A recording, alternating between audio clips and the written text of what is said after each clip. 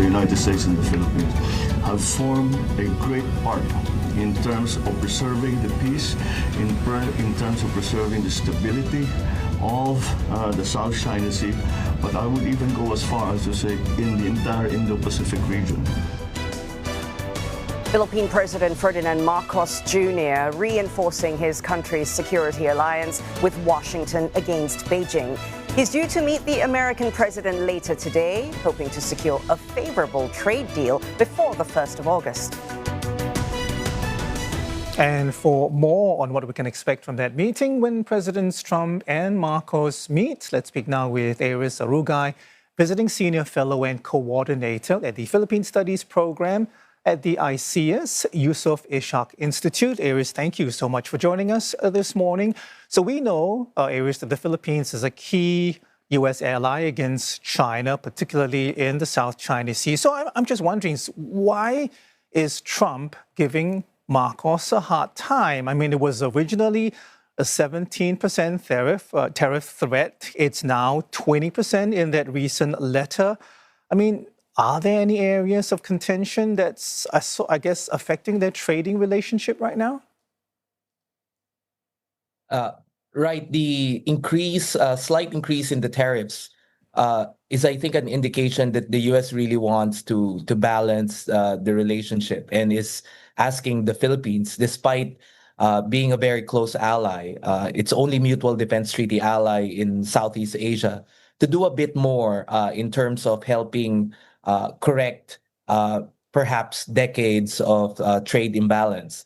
I think it also gives a signal to the Philippines that it might have something to offer in terms of critical minerals, in terms of other ways of helping U.S. interests in Southeast Asia in the region. But it also, I think, signals that the Philippines under Marcos Jr. Might have to carry a bit more or do a little bit more effort, maybe comparing how the United States under Biden has been treating the Philippines under Marcos Jr. Aries, you mentioned critical minerals, so I'm wondering whether or not Marcos Jr. can afford to give the United States complete access to Philippine markets, or is it going to be sectoral in areas like minerals and perhaps chips? Right. In terms of critical minerals, let's remember the Philippines is the second largest producer of nickel, next to Indonesia. And thus far, nickel deposits in the Philippines have not really been penetrated by Chinese markets. On the other hand, the Philippines could also leverage its strategic position, its geographic position as a possible hub for logistics and supply chains. I think one of the main tasks of Marcos Jr. is to be able to really implement the Luzon Economic Corridor that was agreed upon by the U.S., Japan, Philippines trilateral. And I think the Trump administration would like the Philippines to do a bit more in terms of offering access to markets, or at least access to these possible logistical hubs. Right. And therefore it pushes the Philippines to offer a bit more, because I think that's how Trump tries to deal with countries, whether they're big or small. Aries, security on the agenda as well. I'm wondering what President Marcos Jr.'s position is on greater military cooperation and access to his military bases. We know there's a treaty in place, 75 years old, coming up. There's that U.S. Navy boat maintenance and repair facilities in Palawan announced just last week. So I'm wondering, does he want more, Marcos Jr., or is he a little bit hesitant because this might escalate the situation with China in the South China Sea? Well, I think the Philippines remains very cautionary and very measured in its response to undue Chinese actions and aggression in the West Philippine Sea. Thus far, the Philippines have not reciprocated this undue aggression by China. And therefore, inviting the U.S. is really not about trying to provoke China, but trying to increase maritime defense capabilities of the Philippines, maritime domain awareness. Our military needs to be modernized, and really to ensure that we're able to secure our borders more than angering our neighbors. But much of what's discussed this trip, Aries, can already be read as pushback to China. There is investment in the Luzon Economic Corridor discussed with Marco Rubio and then discussed with Pete Hegseth, modernizing the Philippine military. What do you read then to be China's reaction to all of this? And then the impact on economic ambitions for the rest of ASEAN, because some of its members do veer towards China. Yes, indeed. I think the Philippines under Marcos wants to ensure that the Philippine economy is diversified enough that it will not be susceptible to possible coercion by countries like China, because it would not want to be totally dependent economically on China to the point that China could use it as weapons in order to further its geostrategic interests. And I really think the strategy, at least, or the approach of the Marcos Joint Administration is not only to lock in Philippine U.S. relations on the security front, but also in the economic front.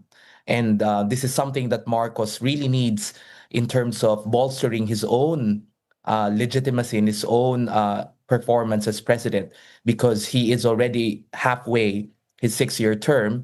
And in terms of economic achievements, he really needs to show a lot of it accomplished, because he has campaigned heavily on ensuring that not only is the Philippines safe and secure, but also economically viable. President Trump wants, we know he wants to redefine U.S. engagement in the world, particularly with the global South. So I can't help but feel that, the Philippines, he sees the Philippines as a possible role model. I mean, do you agree with that? Can you help us visualize what President Trump would like the Philippines to be in this new vision that he has of U.S. engagement with the world? Right. Arnold, the idea is not really that surprising. The Philippines, as I've said, it was a former U.S. colony, and it's one of the I think friendliest countries to the U.S. in terms of Southeast Asia. I also think that while the Philippines could be made an example, the context is really different. Our ties with the U.S. is historic. We're entering almost 80 years of diplomatic relations next year. But it's also key to remember that the Philippines will chair ASEAN next year, and I think the Trump administration wants the Philippines to somehow help in further engaging Southeast Asia and larger Indo-Pacific region. Let's remember, the last time Trump went to Southeast Asia was in Manila in 2017, when under Rodrigo Duterte, the Philippines played host and chair of ASEAN as well. Also, Aries, what could President Trump bring from these deeper connections with the Philippines with this visit this round to his possible October meetup with the Chinese President Xi Jinping? Yes, that's important. When superpowers deal with one another, oftentimes smaller powers like many in Southeast Asia don't have a lot of agency. But I do think that the Philippines it's a country that the U.S. heavily supports, and the U.S. wants presence, and under Trump, further engagement in the region, because it wants countries like the Philippines to acknowledge that the U.S. plays a vital role in the security and stability of this part of the world, of not only Southeast Asia, but the larger Indo-Pacific. And therefore, dealing with China on a host of a lot of dimensions is something that Trump wants to do, wants to make deals. And let's see whether those deals will not only be to the benefit of the US, but the larger interest of everyone in the region. I just hope that the two superpowers bear in mind the burden of responsibility that they have for the peace and stability of the entire world. All right, thank you so much for your thoughts, Aries Arugay, visiting senior fellow and coordinator at the Philippine Studies Programme at the ISEAS Yusof Ishak Institute. It's nice talking to you.